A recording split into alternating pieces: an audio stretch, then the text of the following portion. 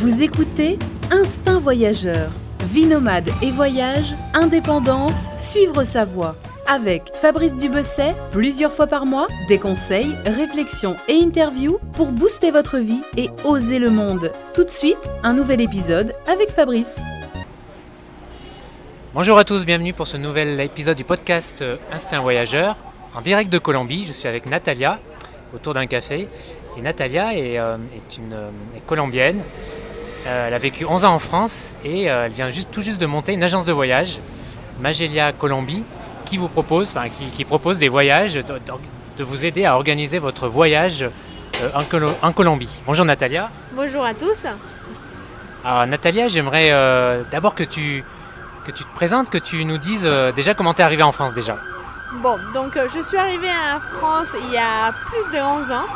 Je suis arrivée dans le cadre d'un échange universitaire entre mon école en Colombie et les Subdeco à Montpellier. Donc au début c'était un échange pour un an où j'ai fait mon année d'école, puis après à Montpellier. Puis après je suis montée à Paris pour travailler dans différentes sociétés, du marketing digital, de la cosmétique, etc. Puis après, je suis partie voyager pendant un long moment et voilà, à ces moments-là, j'ai... T'as fait un tour du monde? Tout à fait. J'ai fait un tour du monde pendant un an, un peu classique, l'Asie, l'Amérique latine et l'Océanie.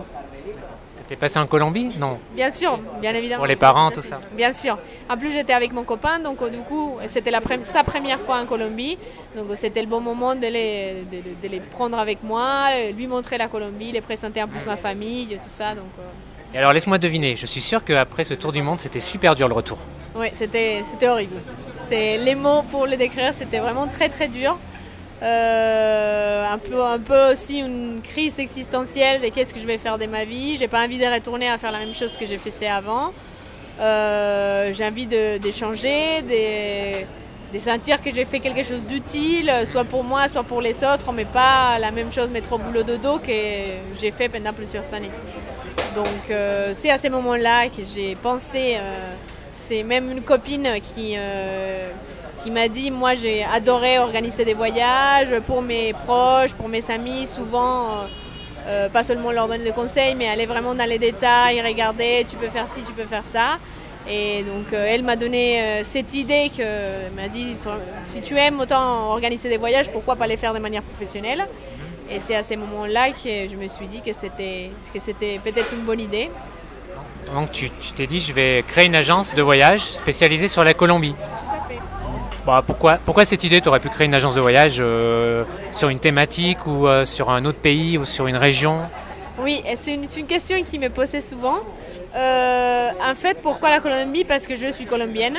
Je connais assez bien la Colombie. Je suis une amoureuse de la Colombie, passionnée, comme peut-être beaucoup de Colombiens aussi. On est très très fiers d'être Colombiens. J'en ai jamais rencontré qui détestaient leur pays.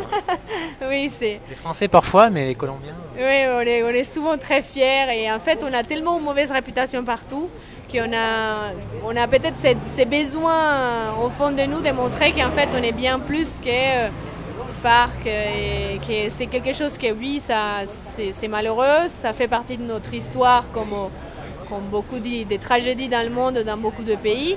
Mais aujourd'hui, c'est tout un nouveau pays qui est très différent et j'ai envie de partager cette passion que j'ai pour mon propre pays à d'autres personnes, notamment les marchés français, parce que je les connais assez bien, j'ai vécu longtemps. Mon copain est français, donc j'ai un lien très fort avec la France. Donc voilà, pour ça, mélanger ces deux pays. Puis, j'imagine sans peine que c'est sympa, en effet, de faire découvrir son pays aux autres. En fait, c'est somme toute assez logique. Et non, j'imagine que c'est chouette. Donc cette agence, tu l'as lancée, c'est tout nouveau, tu l'as lancée l'année passée, c'est ça? Oui, tout à fait. Donc ça fait un an.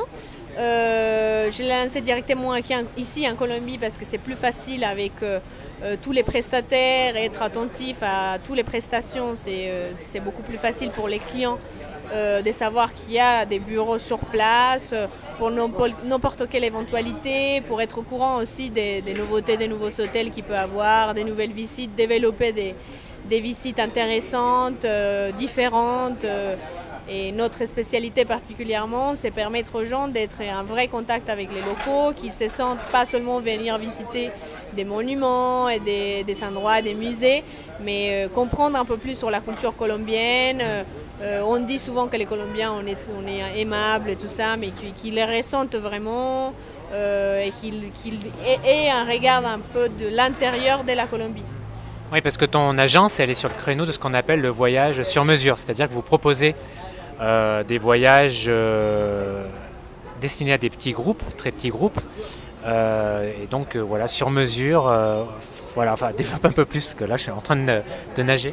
Mais bien sûr, donc effectivement c'est des voyages sur mesure, donc on prend une feuille en blanc et on va développer un voyage bien précis pour une personne. Donc on va avoir une discussion avec la personne qui souhaite venir en Colombie pour savoir un peu plus ses centres d'intérêt, qu'est-ce qu'il veut visiter, les voyages qui sont faits auparavant, c'était où, c'était quoi qu'ils ont aimés, pour pouvoir développer quelque chose qui leur ressemble et finalement qu'ils puissent être satisfaits de leur voyage, de créer quelque chose qui leur plaise et que quand ils repartent de la Colombie, ils soient amoureux de la Colombie ou en tout cas, si pas amoureux, qu'ils soient super contents du voyage qu'ils ont fait.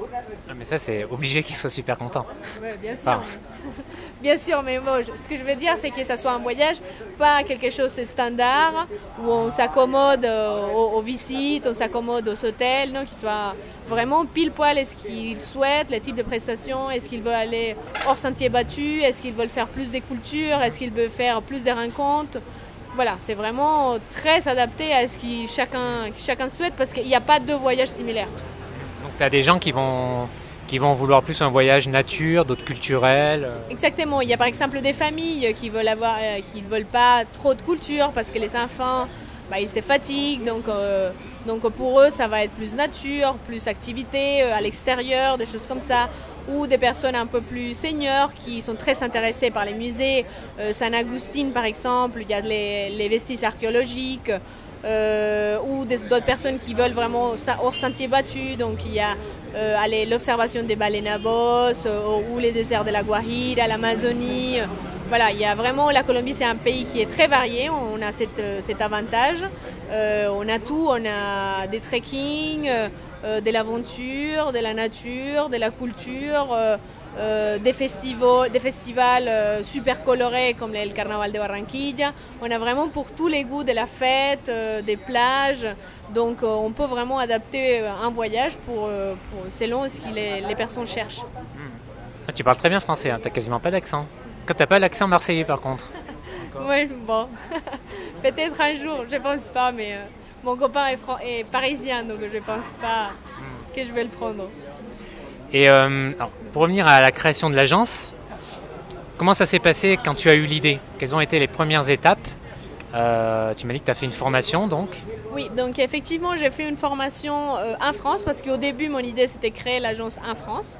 Parce qu'au début c'était une idée différente, c'était créer une agence pour les Colombiens qui souhaitaient venir en France. Donc du coup j'allais créer l'agence en France. J'ai fait donc un cours dans une école de commerce qui est située à Aix-en-Provence. Ça s'appelle stage d'aptitude professionnelle pour les opérateurs de voyage. C'était très intéressant, très complet. Et en fait, il y avait une partie théorique et une partie pratique. Et au fil du temps, je me suis rendu compte qu'en fait, c'était plus intéressant dans l'autre sens. Parce qu'un voyage pour un Colombien qui va en Europe, c'est les voyages de leur vie. Tandis qu'un Français qui vient en Colombie, c'est le voyage de l'année. Donc c'était plus intéressant dans l'autre sens. Donc du coup, j'ai changé. J'ai créé l'agence plutôt en Colombie. Voilà, je suis venue vivre en Colombie. Et ça a duré combien cette formation? 3 mois. C'était une formation de 3 mois, une partie donc théorique et une partie en entreprise. C'était un stage, si je ne me trompe pas, de 5 semaines. Où on pouvait voir dans les quotidiens comment ça se passe vraiment dans une agence de voyage. Donc finalement, on peut dire que créer une agence de voyage, c'est finalement quelque chose d'assez facile et ouvert dans le sens où pas besoin de faire 3 ans de formation spécialisée dans le tourisme. Tu fais une formation ici ou là qui dure apparemment quelques mois. Ensuite, j'imagine, tu crées ta boîte, tu t'immatricules, tu remplis quelques autres conditions peut-être? Oui, donc en France, il y a plusieurs conditions à remplir. Donc il y a déjà Avant, effectivement, ces cours étaient obligatoires, mais non, je pense que ce n'est plus le cas. Par contre, on a besoin d'une immatriculation auprès d'Atout France, une garantie financière. Bon, il y a un certain nombre de conditions à remplir, mais aujourd'hui, n'importe quelle personne peut faire une agence de voyage en France, tant qu'il remplit ces conditions-là. Donc après cette formation, une fois que tu as rempli toutes ces conditions immatriculation, tu as créé ton agence ici en Colombie. Ça c'est pour créer une agence en France. Du coup, je l'ai créée en Colombie parce que c'était plus facile au niveau logistique d'être en Colombie que d'être en France. Si j'ai créé l'agence en France, j'aurais été obligée de passer par une agence colombienne pour constituer les voyages, notamment les hôtels. Les hôtels en Colombie, on doit passer par une agence colombienne pour les réserver. Une agence étrangère ne peut pas réserver directement certains hôtels en Colombie. Donc du coup, on est un peu... c'est bizarre ça, non? Oui, j'ai trouvé que c'était bizarre. Et du coup, il y a certains hôtels qui créent des groupes pour pouvoir proposer leur hébergement à des agences directement à l'étranger. Et donc l'étape ensuite, ça a été de venir en Colombie pour prospecter, j'imagine, essayer de contacter les hôtels, essayer d'organiser, d'avoir des idées pour organiser des circuits. Tout à fait. Donc une fois que j'ai décidé que j'allais créer mon agence ici en Colombie, je connais bien la Colombie, mais je la connaissais pas d'un point de vue professionnel. Donc du coup, là, j'ai commencé toute une série de visites dans les différentes régions de la Colombie pour faire des inspections d'hôtels, pour rencontrer des guides, des transporteurs, d'autres agences locales pour mieux comprendre ce qui était proposé, mieux comprendre ce qu'on pouvait faire de plus et ensuite pouvoir proposer des produits bien adaptés aux Français. À partir de ces moments-là, quand j'ai eu toutes ces informations-là, j'ai commencé à constituer mon offre des produits qui sont sur les sites. Mais sur les sites, c'est plus une vitrine pour avoir des exemples de ce qu'on peut faire. Mais généralement, les gens nous contactent et après, on développe quelque chose sur mesure. Oui, donc les premiers mois, ça a dû être éprouvant là, de rechercher toutes ces informations, ces contacts, parce que c'est le nerf de la guerre en fait, les contacts. Bah oui, bien sûr, tout passe par les réseaux. J'ai participé à des salons de tourisme ici aussi en Colombie pour développer aussi pour avoir des contacts dans ces régions un peu plus reculées comme l'Amazonie ou Caquetá, d'autres régions qui sont moins visitées. Qui sont en pleine croissance, surtout avec des films qui ont eu lieu récemment, qui ont été, qui ont été au cinéma récemment. Voilà, tout passe par les réseaux. Si on n'a pas les contacts, on peut toujours chercher sur Internet, mais c'est un peu plus compliqué parce qu'il y a énormément d'informations sur Internet et c'est difficile de trier toute cette information. Et ça, c'est un travail que tu continues en ce moment? Oui, bien sûr, je continue. Là, je viens de passer 2 semaines dans toute la partie San Agustín, désert de la Tatacoa, qui est une région que je ne sais pas pourquoi les Colombiens comme tels, on ne le visite pas beaucoup. Et c'est une région magnifique et qui est très... c'est une vraie attraction pour les Français, mais pour tout le monde, parce qu'il y a ces vestiges archéologiques d'une culture qui a laissé aucune trace, ni écrite. Et on trouve des sculptures magnifiques, des tombeaux. On pense que c'est des tombeaux, mais sans reste, il n'y a aucun reste, il n'y a pas des sceaux, il n'y a rien du tout. Donc en fait, c'est magnifique, mystérieux. Et en plus, les paysages de cet endroit sont très beaux. Les desserts de la Tatacoa aussi. Et voilà, j'ai profité donc pendant 15 jours pour faire plein de contacts, visiter plein d'hôtels, rencontrer des personnes pour ensuite proposer les meilleurs produits. Les prochains mois, c'est continuer ce travail-là, développer la communication. Bien sûr, développer la communication, tout passe par le marketing, les réseaux sociaux, la publicité, c'est des incontournables. Vu qu'on travaille principalement avec des particuliers, donc des familles, des petits groupes d'amis, 3, 4, 5 personnes. Donc il y a un gros travail de publicité qui doit être fait derrière. via le blog, via directement la publicité, les réseaux sociaux comme je disais tout à l'heure.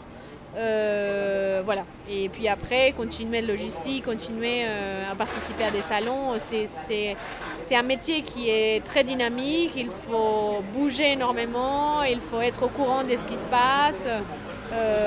Voilà, parce que sinon, on est un peu à l'écart. Justement, c'est quoi tu trouves les principales difficultés dans ce travail? La principale difficulté, c'est ces métiers d'agent de voyage demandent une extrême organisation parce qu'il y a énormément de choses. Lorsqu'un groupe vient, par exemple, pendant 15 jours, il y a énormément de choses à prévoir, des transferts, des guides, des transporteurs. Il y a beaucoup de choses qui peuvent mal se passer. Donc, il faut avoir des plans de secours. Donc, la difficulté principale, c'est ça. Il y a des choses qui peuvent mal se passer. Ça ne veut pas dire une tragédie ni rien du tout, mais quelqu'un qui n'était pas au rendez-vous, qui n'était pas quelque chose qui s'est passé pas comme était censé se passer, une visite, voilà, il y a un guide qui ne s'entend pas bien avec les visiteurs, donc il faut pouvoir réagir vite. La manque au début quand on commence, ne pas avoir les réseaux, c'est frustrant. Parce qu'au début on ne sait même pas où chercher l'information et on va sur internet, il y a tellement de choses qu'en fait on ne sait pas par où commencer, à qui contacter. Donc ici en Colombie il y a l'avantage de ProColombia, que c'est un institut qui existe pour la promotion du pays, qui est un vrai soutien pas seulement pour les tourismes mais pour toutes les industries, exportation des produits colombiens, etc. Donc voilà, je dirais que les difficultés principales, c'est tout au début la manque du réseau et qu'il faut une vraie qualité d'organisation et des prévoyances des imprévus. Et toi qui es nouvelle dans ce secteur, c'est peut-être difficile ma question, mais comment tu vois forcément tu n'as pas le recul de 30 ans, mais comment tu vois l'évolution de ce secteur Il y a beaucoup le créneau du voyage sur mesure, c'est quelque chose qui a le vent en poupe depuis quelques années. Il y a beaucoup d'agences qui sont créées comme ça, et j'imagine que ça va continuer. Voilà, est-ce que tu as des idées par rapport à ça? Oui, après, effectivement, je n'ai pas les reculs personnels, mais j'ai fait une étude avant de pouvoir savoir si effectivement cette idée d'agence de voyage, surtout monodestination, je suis spécialisée dans la Colombie, si c'était quelque chose qui était viable. Donc effectivement, depuis une dizaine d'années, il y a le tourisme étranger qui a commencé à arriver en Colombie. Mais depuis 5 ans, on voit vraiment une augmentation très importante du tourisme étranger, notamment les Français. Les Français, c'est la deuxième nationalité européenne qui se rend en Colombie, après les Espagnols, bien évidemment grâce à la langue. La première destination des étrangers qui vient en Colombie, ce sont les Américains. À nouveau, ProColombia fait un gros effort de publicité aux États-Unis, donc ça a payé finalement. Et donc voilà, ce sont des chiffres. Bon, il faut dire aussi la Colombie était tellement bas qu'on peut dire qu'on est une époque qui est en croissance. Mais depuis 5 ans, on voit que c'est vraiment une très belle croissance, des croissances à 2 chiffres. Et chaque année, ça se double, c'est vraiment impressionnant. Je pense que la Colombie peut devenir... la marge de progression est importante et que la Colombie peut devenir vraiment un des principaux pays touristiques de la région. Je pense effectivement. Aussi, aujourd'hui, on va dire que les concurrents de la Colombie, c'est Cuba, parce que c'est les 2 nationalités nouvelles de la région qui se sont ouvertes récemment. Mais je pense qu'à terme, il y a toujours Pérou. Je pense que Pérou sera toujours un des leaders parce qu'il y a Machu Picchu.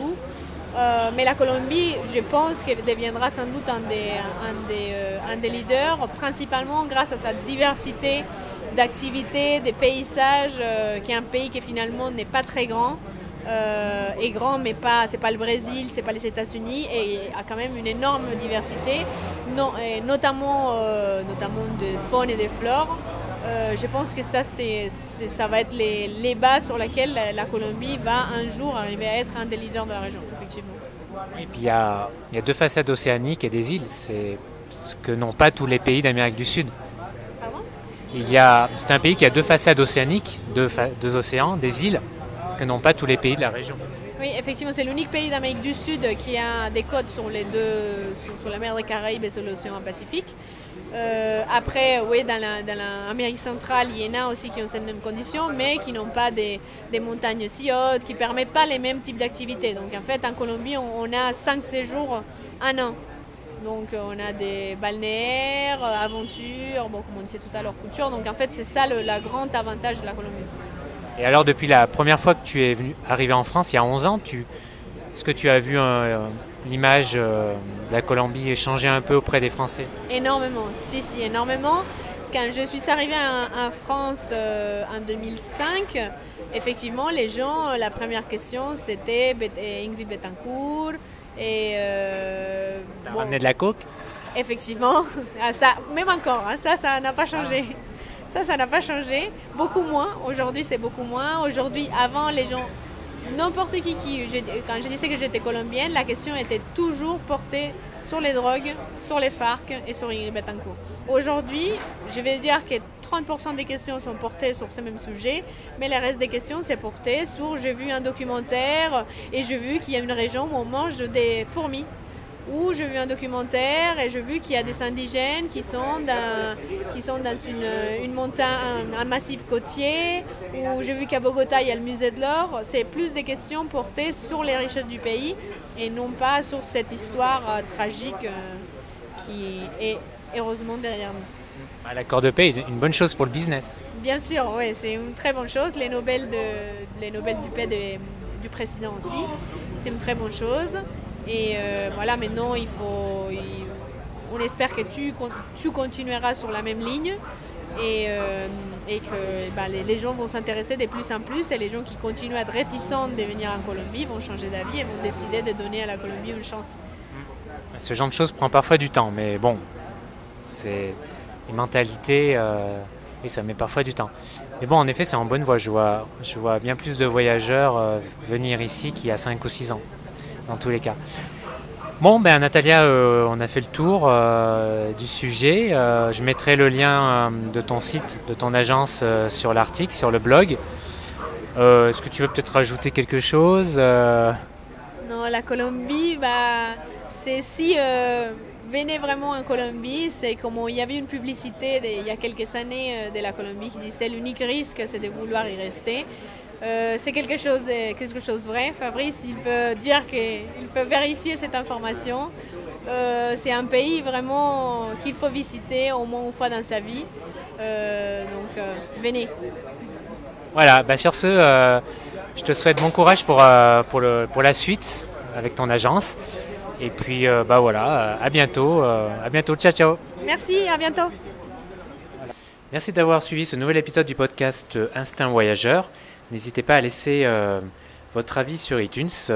Voilà, j'insiste à chaque fois, mais vraiment c'est important pour améliorer la visibilité de ce podcast. Et puis quant à nous, on se retrouve dans 2 semaines et je serai avec Natalia cette fois-ci. Voilà, bonne journée.